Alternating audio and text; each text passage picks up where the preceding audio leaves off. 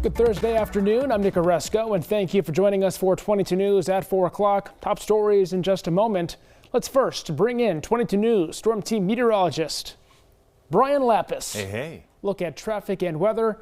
We're back finally to our regular scheduled programming with average temperatures out there once again. You know, yeah, this is what March is supposed to feel like and actually look like. Clouds, a little bit of rain, a little bit of snow, cold wind. On my way here, actually, I ran into some sleet pellets. I believe that. Yeah.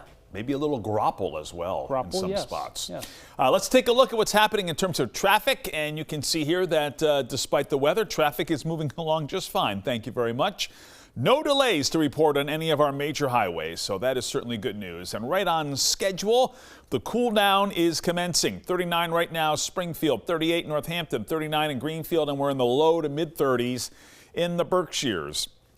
Looks like there's a lot happening here on the clouds and radar, but most, if not all of this precipitation, be it in the form of rain, snow, or a little mix of both, is very light. In fact, I just checked in the northern Berkshires, and there's no snow falling, at least in Williamstown, and our Pittsfield and North Adams surface observations as of recently have just reported cloudy skies. So, but with that said, still the chance for rain and snow showers here through about 8, 9 o'clock tonight. Then we clear out, and then another chance for some snow here tomorrow, which we will track with our 22 News Storm Team Skycast.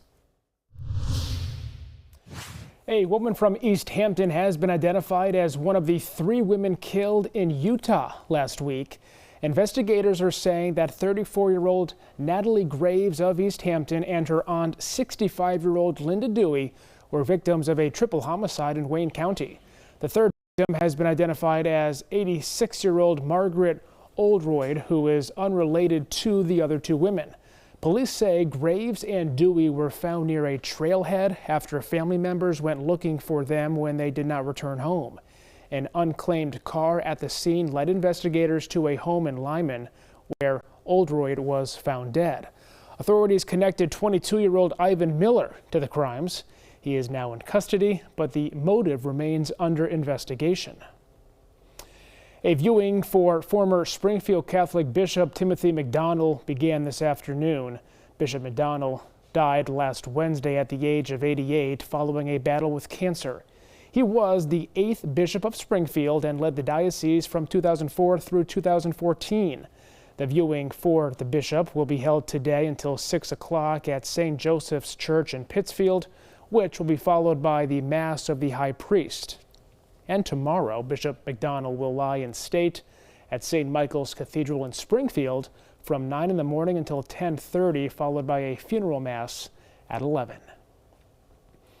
Massachusetts Attorney General Andrea Campbell is leading a coalition of 17 attorneys general in suing the Trump administration over a new policy requiring colleges to collect race data through a federal survey.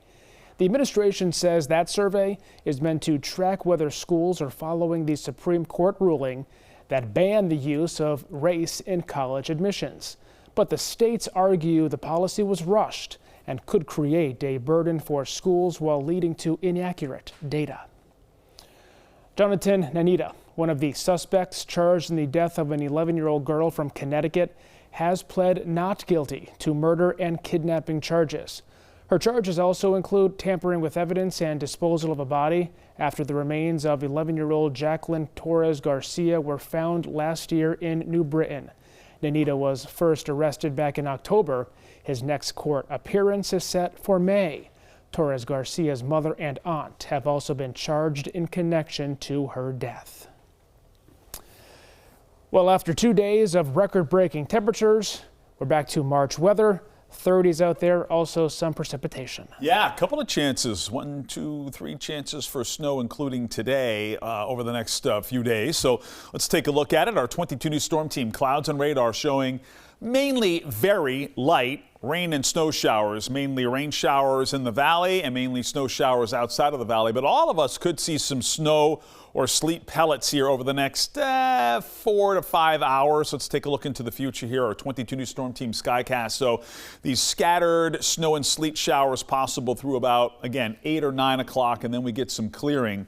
Wind's going to pick up out of the northwest by mid to late evening, so there may be a couple of extra Bonus snow showers over the northern Berkshires a little bit later on tonight. Again, there could be a coating in some spots, but really nothing to get concerned about. Tomorrow morning, temperatures in the 20s at 7 a.m. Sunshine starts the day, but by noon, we're mostly cloudy, and another batch of snow showers moves in mid to late afternoon. I'm not expecting much in the way of accumulation here, but again, there could be a little dusting in some spots, especially in rural areas here tomorrow. And the chance for snow showers continues tomorrow night into early Saturday. We'll talk about the weekend's weather on 22 News starting at 5. For a third straight day now, the Patriots have landed a big-name free agent. They signed former Bears safety Kevin Byard to a one-year deal worth $9 million. The move reunites Byard with Patriots coach Mike Vrabel, who was his coach with the Tennessee Titans from 2018 to 2023. The 32-year-old led the NFL in interceptions with 7 last year. It was the second time in his 10-year career that he led the league in interceptions. Big Y is celebrating its 90th anniversary this year, and this week the Springfield-based company announced the addition of 6 new stores across our state. One of those locations will be in Saugus as part of the company's increased presence in the eastern part of Massachusetts. Big Y officials say the new stores are expected to create hundreds of jobs across Massachusetts. Well, tonight on 22 News, starting at 5 o'clock, the war in Iran has caused a surge in oil prices, and the Middle East country is saying they may go up even more. We'll tell you what impacts are being felt here at home.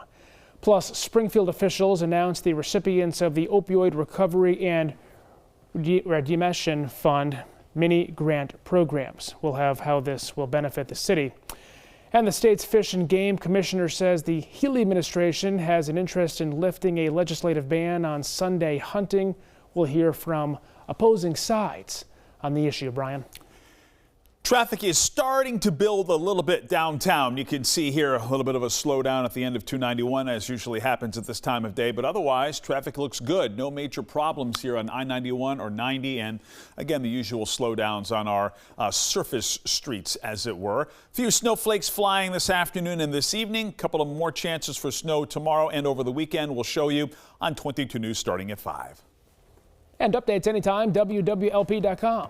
The free 22 News app and always on 22 News Plus. We will see you tonight, starting at 5.